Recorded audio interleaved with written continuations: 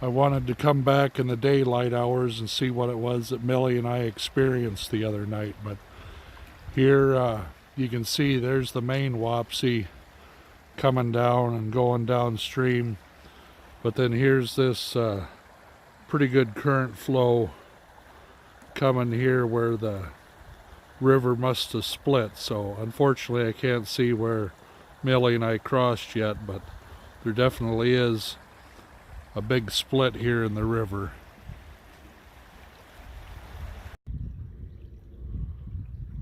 Well, I got down to the spot where Millie and I crossed the log here, but the river sure is awful busy here.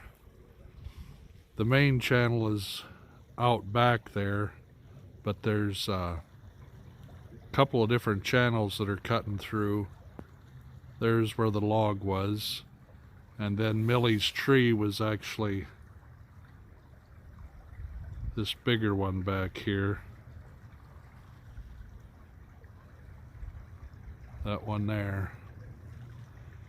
And unfortunately I wasn't able to shine it properly with the little 2 AAA battery flashlight that I had, but that's where she ended up. Very interesting part of the river down here.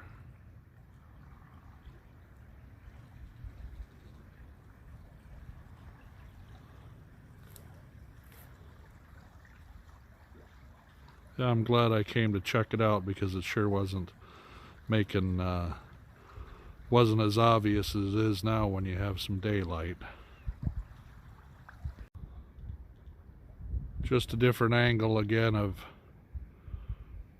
the river down here.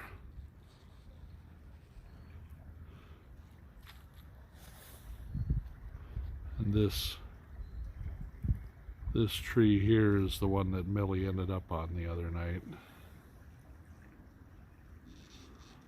Seems like a legitimate place for a coon.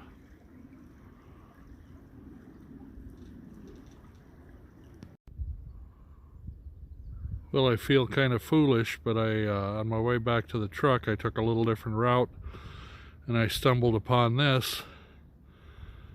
And now I'm starting to question if what I considered the twin ponds was actually even right, because here's a pond more out of the way and secluded that must I think chain into the other pond on the east side of the Wapsie here. So I bet the way it's diked up here, this appears to be man-made at one point, and I'm guessing this might be what was actually a part of the twin ponds, and not what I originally thought, or have always thought, was that it was the pond on the east side and the west side of the Wapsie River down here. So I'll try to follow along this bank and see what I can learn.